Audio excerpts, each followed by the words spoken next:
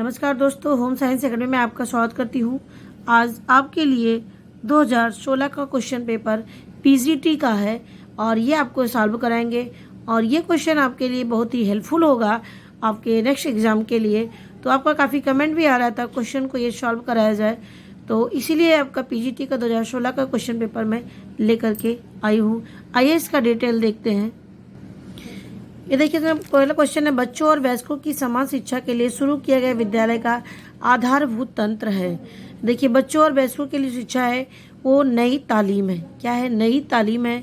और जबकि भूदान आंदोलन विनोबा भावे संबंधित है और पायलट प्रोजेक्ट ये भी मैंने आपको बताया था माथरेंडम स्पेंसर हैज का द्वारा दिया गया है। तो इसमें जो इम्पोर्टेंट है वो क्या है? नई तालीम है।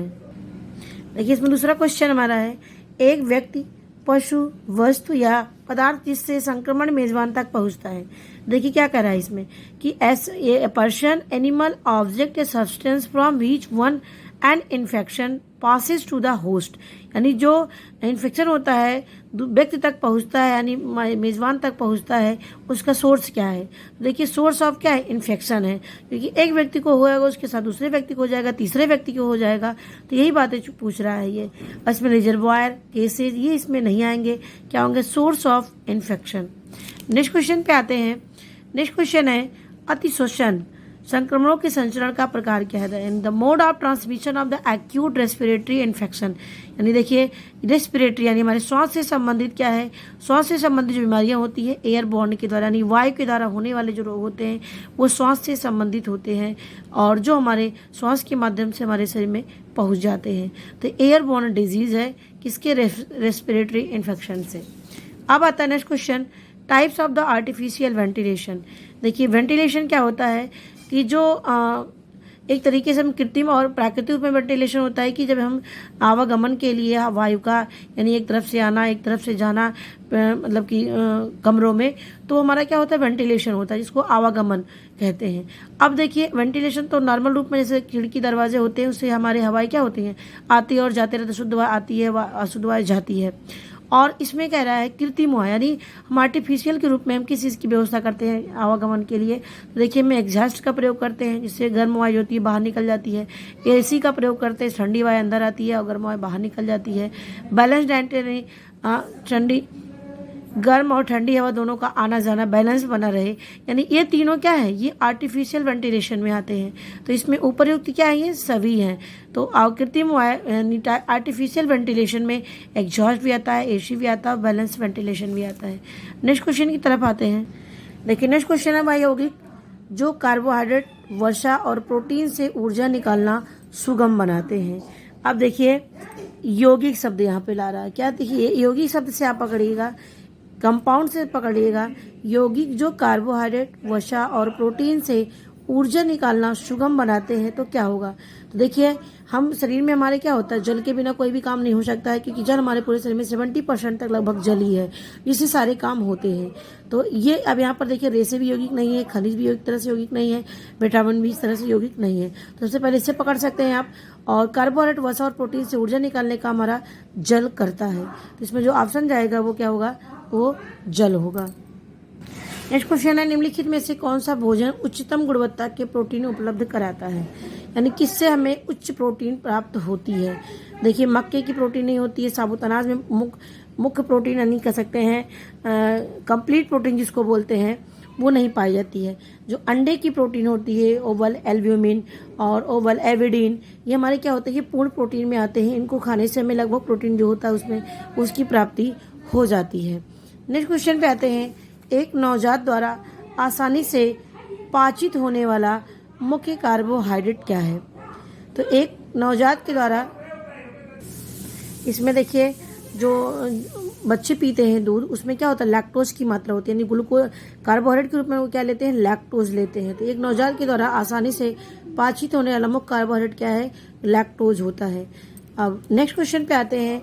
नेक्स्ट क्वेश्चन है, वह भोजन जो एक पोषणीय दृष्टिकोण से पूर्णतः अपर्याप्त होता है, यानी जो पोषण पूरी तरीके से प्राप्त नहीं करता है, वो क्या बोलते हैं? अस्पष्ट द्रव भोजन, क्लियर फ्लूइड डाइट बोलते हैं। क्या बोलते हैं? क्लियर फ्लूइड डाइट बोलते हैं, जिससे पूरी तरीके से पूर्णतः हमें पोषक तत्वों की प्राप्ति नहीं होती है। इसीलिए इसे मतलब कि ये इसमें शामिल किया गया है क्लियर फ्लूइड डाइट, ये नहीं है। देखिए सॉफ्ट डाइट नहीं होगा जिसमें हमारा लिक्विड भी होता है सॉलिड भी होता है। फुल फ्लूइड डाइट में ये इसमें ऑप्शन में नहीं आएगा। क्लियर फ्लूइड डाइट यानी इसमें पूरी तरीके से क्लियर यानी लिक्विड फॉर्म में होता है, जिससे इससे हमें सही पोषक तत्वों की प्राप्ति नहीं हो सकती है। जबकि रेगुलर डाइट ये हमारा इसमें नहीं आएगा, ये इससे हमें पोषक तत्वों की प्राप्ति हो सकती है, यानी होती है। रेगुलर डाइट जिस चीज़ का हम लेते रहते हैं हमें मिलता रहता है, लेकिन जो क्लियर फ्लूइड है इसमें केवल लिक्विड फॉर्म में आप जूस आज दे सकते हो और तरल रूप में, और मतलब एकदम लिक्विड तरह, जैसे दूध का फटा दूध का पानी भी ले सकते हैं। तो ये हमारा क्या होता है, क्लियर फ्लूइड डाइट होता है, तो जिससे हमें पूर्ण पोषक तत्वों की प्राप्ति नहीं होती है। नेक्स्ट क्वेश्चन पे आते हैं। नेक्स्ट क्वेश्चन है सिलाई से संबंधित आपका है रीपर। रीपर क्या होता है? देखिए यहाँ पे एक स्विमिंग टूल है, कटिंग टूल है, मेजरमेंट टूल है, पिनिंग टूल है। तो ये आपको बताना है रीपर एक क्या होता है, एक सिलाई का उपकरण होता है कि नथी करने को पिनिंग टूल होता है, क्या होता है? तो रीपर क्या होता है, एक तरीके से देखिए स्विमिंग टूल में हमने यहाँ पर निशान लगाया और पिनिंग टूल पे दिखाना है। तो वैसे तो पिनिंग टूल होता है, लेकिन आप हमें कमेंट बॉक्स में बताइए, यदि आपके पास आंसर होगा तो प्लीज़ हमें बताइएगा कि स्विमिंग टूल पे टिक है कि पिनिंग टूल पे है, दोनों में कौन सा होगा, ये हमें आप कमेंट बॉक्स में बताइएगा। तो अब नेक्स्ट क्वेश्चन पे आते हैं। नेशनल न्यूट्रिशनल एनीमिया, देखिए आपका इसका फुल फॉर्म भी कभी कभी आता है NNAPP, यानी national nutritional anaemia prophylaxis programme. तो ये इसकी स्थापना की, एनीमिया को दूर करने के लिए इसकी स्थापना की गई थी। किस सन में की गई थी? 1970 में इसकी स्थापना की गई थी। कब की गई थी? 1970 में इसकी स्थापना की गई थी। अब आता है एक बालक सावधान होगा जब वह, अब देखिए सावधान शब्द क्या, सावधान शब्द लिखा गया है, तो सावधान किससे होगा? खतरों से होगा। तो देखिए यहाँ पर खेलना नहीं होगा, चित्रकारी दिवस हमने ये इससे रिलेटेड ही नहीं है टॉपिक से, इसलिए टॉपिक से, इसीलिए यहाँ पर क्या होगा, जानवरों का खतरा यानी डेंजर ऑफ एनिमल से तभी सावधान होगा जब उससे उसके अंदर परिपक्वता आ जाएगी, जानने लगेगा, समझने लगेगा, तभी उस चीज़ से वो सावधान होगा। तो ये है क्वेश्चन। अब नेक्स्ट क्वेश्चन पे आते हैं। मृदा युक्त जल, यहाँ पर मृदा या जिसको बोलते हैं मडी वाटर, क्या है मतलब कि कीचड़ भरे जो जिसको बोलते हैं, तो मडी वाटर है। तो मृदा युक्त जो वाटर है इसको अंग्रेजी जाना करिए, मडी वाटर बोलते हैं इसको। Muddy water is the purified by use of, यानी हम मडी वाटर को जो वाटर है उसको शुद्ध कैसे करते हैं? तो एलम यानी फिटकरी के द्वारा करेंगे, जिससे कि यदि फिटकरी उसमें डाल देते हैं जितनी उसकी कचड़े होते हैं सब नीचे तली में जाकर के बैठ जाते हैं। तो इसीलिए मडी वाटर को प्यूरिफाई करने के लिए एलम यानी फिटकरी का प्रयोग करते हैं। नेक्स्ट क्वेश्चन पे आते हैं।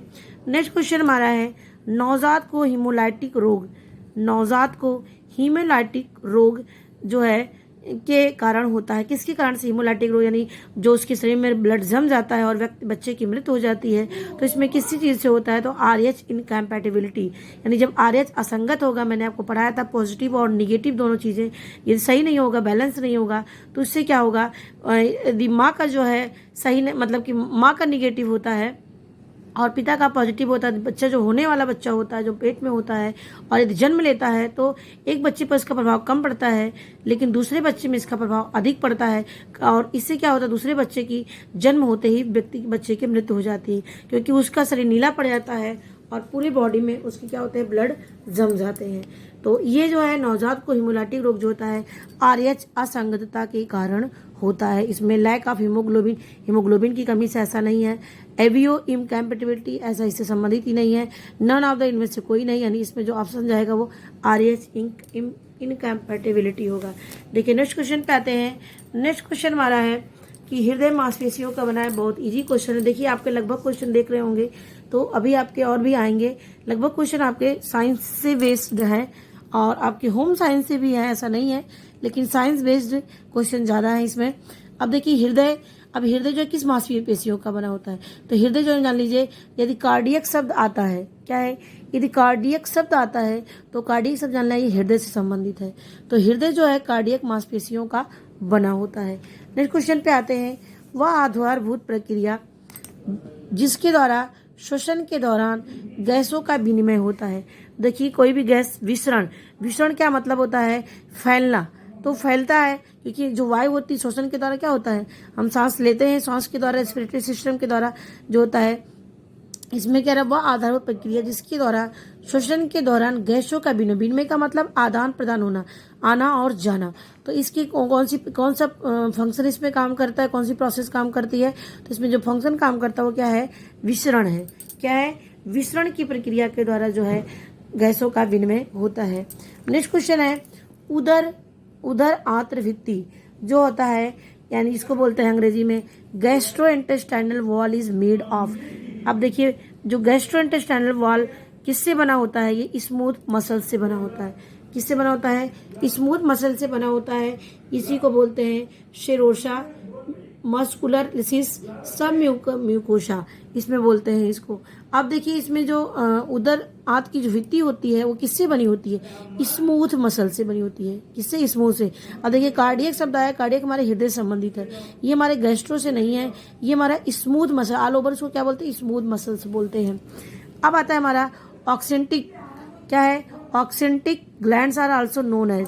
अब देखिए, ऑक्सेंटिक जो ग्लैंड्स होती है वो क्या, किसे कहते हैं ऑक्सेंटिक ग्लैंड्स। अब देखिए, जो ऑक्सेंटिक ग्लैंड्स होती है इसी बोलते हैं गैस्ट्रिक ग्लैंड्स। क्या होती है, ये गैस्ट्रिक ग्लैंड्स होती है। कौन सी, ऑक्सेंटिक ग्रंथियों को ही गैस्ट्रिक ग्लैंड्स कहते हैं। और ये जो है 3 होती हैं, कौन कौन सी थी, पाइलोरिक, कार्डियक और फंडस। यानी जो गैस्ट्रिक ग्लैंड्स होती हैं वो 3 प्रकार की होती हैं। कौन कौन सी होती हैं, ये होती हैं पाइलोरिक, कार्डियक और फंडस। और ये जो ऑक्सेंटिक होती हैं इन्हीं को हम फंडस के भी नाम से जाना जाता है। यानी जो ये ऑक्सेंटिक ग्लैंड्स है ये गैस्ट्रिक ग्लैंड्स पाई जाती हैं। अब आता नेक्स्ट क्वेश्चन हमारा है, saliva. Saliva contains the digestive enzyme. अब देखिए, सलाइवा में कौन सी एंजाइम पाई जाती है, टाइलिन नाम की एंजाइम पाई जाती है। कौन सी, टाइलिन नाम की एंजाइम पाई जाती है, जो कार्बोहाइड्रेट का पाचन करने में हेल्प करती है। सबसे पहले कार्बोहाइड्रेट का जो पाचन होता है कहाँ से शुरू होता है, मुंह से शुरू होता है। और कौन शुरू करते हैं, टाइलिन नाम की एंजाइम जो होती है, जो भोजन को लसलसा बना देती है और वो पचने योग्य बना देती है। तो ये इसका आंसर जाता है डी। नेक्स्ट क्वेश्चन पे आते हैं। देखिए, नेक्स्ट क्वेश्चन है, शुक्रजनक नलिका। देखिए, शुक्रजनक नलिका डैश डैश में उपस्थित होती है। अब देखिए, जो सेमिनिफेरस ट्यूबल्स आते हैं वो प्रेजेंट होते हैं कहाँ पर, टेस्टिस में। यानी जो पुरुषों का पाए जाने वाला जो टेस्टिस होता है, जो यूरिन का माध्यम होता है निकलने का, इसी से जो है शुक्रजनक नलिका होती है जो उपस्थित होती है, किसमें, टेस्टिस में। यानी शुक्रजनक नलिका कहाँ पे उपस्थित होती है, टेस्टिस में, जो पुरुषों में पाए जाते हैं। नेक्स्ट क्वेश्चन है, शुक्राणु की परिपक्वता होती है। अब देखिए, शुक्राणु की जो परिपक्वता होती है, मैचुरेशन ऑफ द स्पर्मेटा जो है टेक्स प्लेस इन एपिडिडिमस। क्या है, एपिडिडिमिस। क्या है, एपिडिडिमिस है जो शुक्राणु की परिपक्वता के लिए जिम्मेदार होता है। कौन, एपिडिडिमिस। नेक्स्ट क्वेश्चन पे आते हैं। नेक्स्ट क्वेश्चन है हमारा, शुक्राणु की, ये तो हो गया आपका। नेक्स्ट क्वेश्चन है, नर में FSH कोशिकाओं, नर में FSH कोशिकाओं को उद्दीप्त करता है। देखिए, जो नर में पाई जाती हैं सेल, जिसको सरटोली कोशिकाएं बोलते हैं। क्या बोलते हैं, सरटोली कोशिकाएं या सेल्स बोलते हैं।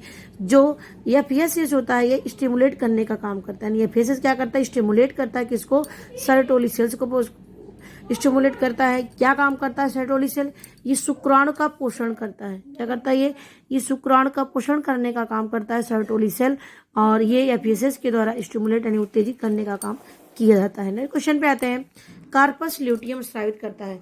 देखिए, जो कार्पस ल्यूटियम होता है मोस्टली हमारा प्रोजेस्टेरॉन जो है, प्रोजेस्टेरॉन हार्मोन को सिक्रेट करता है, लेकिन दोनों को देखिए करता है, बोथ A एंड C। यानी ये प्रोजेस्टेरॉन को भी और एस्ट्रोजन दोनों को भी जो है स्टिमुलेट करने का काम करता है, सिक्रेट करने का काम करता है। तो इसमें जो ऑप्शन जाएगा ये हमारा। नेक्स्ट क्वेश्चन है, कोशिका झिल्ली के द्विपरक में फास्फोलिपिड है। अब देखिए, जो सेल्स पाई जाती हैं, phospholipid in lipid bilayer of cell, यानी जो सेल्स की लिपिड होती है, यानी जो कोशिका झिल्ली की लिपिड द्विपरक में फास्फोलिपिड है वो कैसा होता है, तो देखिए वो हाइड्रोफोबिक भी होता है और हाइड्रोफिलिक होता है। मैंने आपको बताया था, हाइड्रोफोबिक जो पानी को नहीं एब्जॉर्ब करते हैं, पानी को नहीं ट्रांसफर करने का काम करते हैं, हाइड्रोफिलिक मतलब जो पानी को एब्जॉर्ब करते हैं। तो ये चीज़ें हैं, हाइड्रोफिलिक और हाइड्रोफोबिक होते हैं जो सेल की बाइलेयर लिपिड की जो होती हैं, यानी जो सेल की बाइलेयर लिपिड होती है वो। तो ये हाइड्रोफोबिक भी होती हैं और हाइड्रोफिलिक भी होती हैं। तो ये हमारा क्वेश्चन, और फिर मैं और क्वेश्चन आपके लिए लेकर के आऊँगी।